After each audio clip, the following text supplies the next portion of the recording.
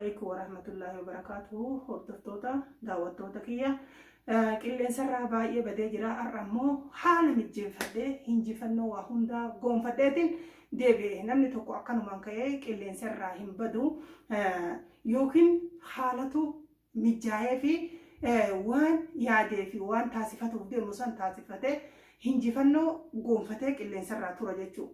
يوكن أموتو حالة إن اتدي مسانتو مجاو في دبه حاجة حالة مجيفتو بيجا اللي سر ترى أكو مثلا أنس حالة مجيفتشوف وهم ده حالة مجيفتشوف اللي سر ترى ملأ يوكن صدانا ماتف يوكن أموتو جتشا ما نانجر علمنا ما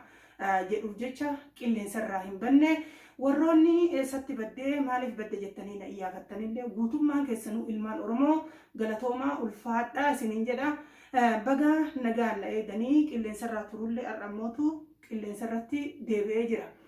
وان هدو غرقيا جتشو غرا نما برالو سنتين غرقياتي اتنا غمت تنجري هذا نما غمتشيسو قبضي رفع جتشو يارا كنا وانتي ان قبضي رفع أكما اسم بيتن أنا في ماما كارون وابين جتشو أنا في وابين سببا إني أبا مناكيا فارس أسر راجيجسي قبين نكيا نسامف جتشا والأبي قبضارة ترى ككنر راكي أنس إلما إساء عبد العزيز فرد وبرا ترسيسو كيا نيادة نفقات مالو جنة وانك اللي سر ترى نمون الرجودان دقتو فعملا عبد العزيز أبا سببا إني أبا مناكيا فارس نجلا كرا دلالاتين كرا سعودي تكأجلتي قبل نكيا أموكو بس بيتان دابا في ملكا كي يقوتو من كي يقوتو نسامي ترى أنا سموتو الميسا واتو كان دوبا جرا عبد العزيز كنافي وحيد ولدت هدا جرا جريتي نسيالة كيسا ترى أو كيادة تنتاتي فيديون كينوان ترى دقاتون كيسانين ليني ملا كنافو عبد العزيز نبيرا ترى أكو مسين بيتان نتي برنوتا إسافيس ورقا كنو في دداني برنوتاس أصوم براتين برنوني بركنا جل دبره نبيرا ترى جتو أنا أمو لغا ربي واني عبد العزيز دوبا جرا جري يروسن إسني إبسو هندندن مالك إسني إبسو هندندن عبد العزيز وانا تجرا قالوا جتة جراك يجلس تقبل ماله عبد العزيز تي إبسو هندندن نجتو كنافو واني يروسن عبد العزيز تي إبسو دده أمة أورومو تس إبسو دويف حكا لغا ربيتي أنا عبد العزيز جالتي ميتي مانف عبد العزيز وفيت لولي تكو يروسينه هم نبي تشالوله هنيجي فتنجد مالو جنة لولا كوما كيسا سياسان جراتون برباچي ساد مالو جنة كرا جالالا فكيسيتين عبد العزيز وفيت ماله أنا جالالي عبد العزيز قب يروسن كيساتي حق ربيتي كربي لمبيكو هنجرتو جتشو مالف عبد العزيز وفيت كاليسيتي وجبتن يو عبد العزيز وفيت كاليسي توقفا عن جرياني منك يابي مني كارو محمد كارو أدام فقودا والله سنكسله نما نترياتو نما قجلة نبيه وان كم نبيتشا المسافة وده المساتين كرا المساتين أكا قبل نكيسون ناقلوف المساسن وفي ترياسة ماله جاللا المساتي في متي كجدو الرئيسني إبسو بربادا كنافو قبل نكيالين قوتو ما قوتوتي كرا مالينو تهيتي كرانو تهيتي قبل نكياس قوتون أصو وني تكرر نجلان بدين قوتو إسا كرا عبد العزيز قبل نكيا أرجع لجرا مالك جنان عبد العزيز كل في منا كارو إني وان برضو جتة كل في كبا أنيس يروس نتي كل في ترى فده منا كيسان كان بني سنة قبل نكيا سامفورا دوجر نتي غرغلا جري وان سوتار جتة عبد العزيز وبراتي قبل ترسيسة يرو إيرا كيسا منا أبا إسا بني من أبا يسابني قبل نكيا قوتو ما قوتوتي فرد إيجا قبل نكيا فرد إمبودا عبد العزيز نموتو أني جالل سيك أبو توكل لنجرو جالل أنسيك أبو توكل لنجرو أنا وانو في تسيد إنسف لغا ربيت لغا سيهمو كسنتو غنغر سيمني أنا جالل بلتي سيبربادي أصون تاني أكا قبل نكيا ناديبو في قبل نكيا قوتو فرد إجرها أتأمو غراور ركيساني deebii jedhee ofirraa qajeelchee jira kun ammaaf anaaf ammootu gammachuu guddaadha namni tokko roorroon waan ifaaje dhabuun baay'ee nama gaddisiisa jechuudha. Namoota osoo qabeenya kiyya san akka inni na jalaa fuudhe saniin hin dhabne karaa harka lafa jalaatiin fiindoma harreetiin harree guban jettee meera Oromoo akkasi qabeenya kiyya guutuu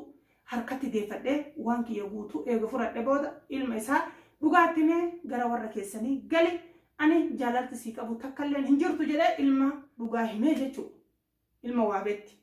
waabee dhugaatti mee ilma waabee ati gali ana mootu wanni si barbaadeef duraanuu qabeenya kiyya deeffachuuf malee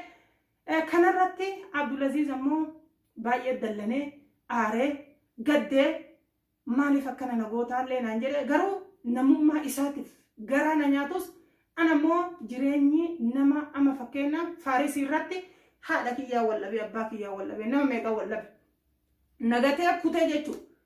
Bultii waliin ijaarachuu kiyyaa fi Faarisanitti uummanni Oromoo hedduun namni naa gammade hin jiru. Akkuma isin maaliif nama si madaalu waliin bultii hin ijaarattu jettanii naa tilmaamuu turtan san anis ammoo tilmaamaaf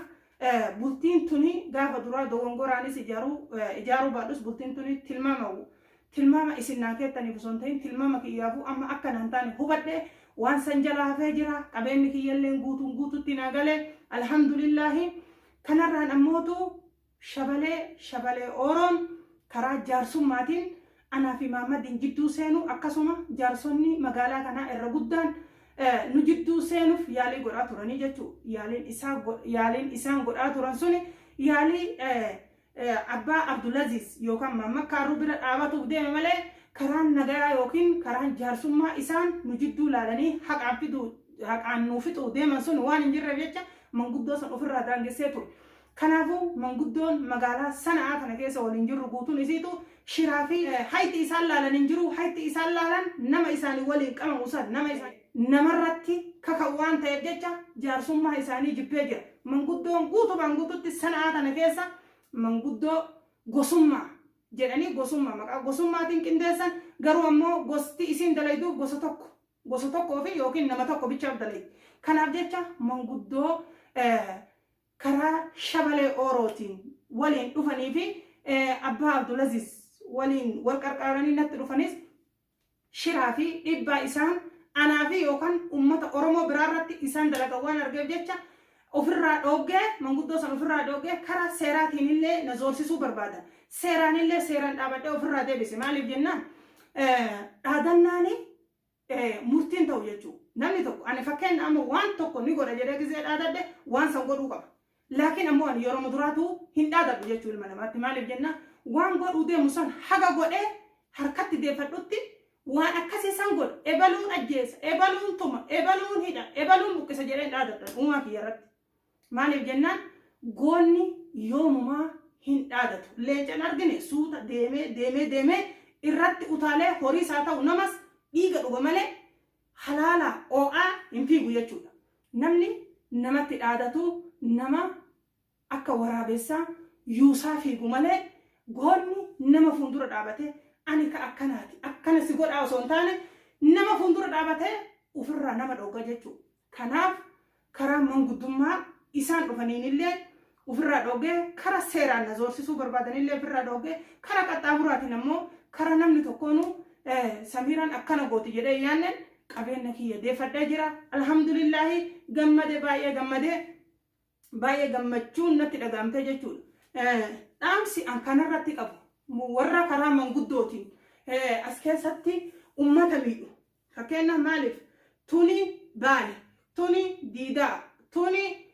biyya sani, tuni shirka, tuni ebalu, tuni hararge, tuni jimma jedhu kanaaf dhaamsi an qabu. Isin biyya tanaaf dhuftanii manguddoo jedhee uummanni isin filate yookaan jimma bakka buutaniitiin yookaan baalee bakka buutaniitiin yookaan diidaa bakka buutaniitiin yookaan harargee bakka buutaniitiin ka uummanni manguddoo jedhee fuuldura isin kaa'e uummata Oromoo guutuu namni walitti hin buune hin jiru. Rakkoon ilma namaatti hin argamne hin jiru. Akkuma jiru hin jirtu duuti jirti.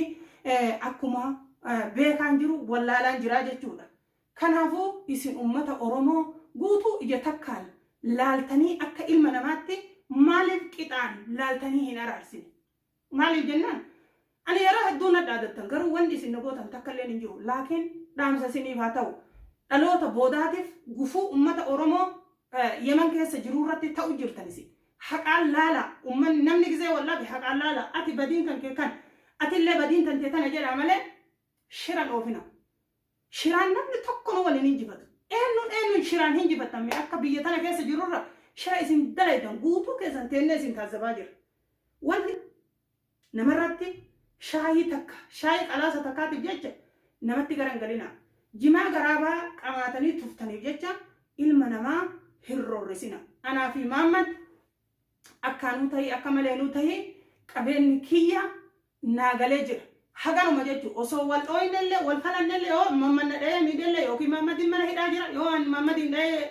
jedhallee yookiin anan mana hidhaa jira isin ammootu as jidduutti shayxaanan taane ilma namaa waliin nyaachisina laalaatii ilma namaa haqaan dandeettan araarsa dadhabdanoo ofirraa mana keessanii galaataa olii gayyaatanii maqaa manguddummaatiin ilma namaa waliin nyaachisina kanaafuu abbaan fedhes dhaadatu abbaan fedhellee dhiisu ani hinjifannoo kiyya hinjifadheetiin jira alhamdulillahi milkaa'ee maaliif jennaan akka namaati nuti wal qabna jedhanii saahibummaan maqaa dhiirummaatiin narra duuluu barbaadanii ani garuu ammoo siyaasaan dhiirummaatii fi siyaasaan dubartummaa walqixa ta'uu dhabus ani gara kiyyaa yeroo hedduu na yaaltanii turtan isin hinjifadhee jira arras hinjifannoon kiyya borus kiyya ilmi kan kee Abdulazizis manatti si qajeelchee jira as boodaanaaf si jidduu wanni jira tokkolleen hin jiru si jechuu barbaada kanaafuu ummanni Oromoo bal'aa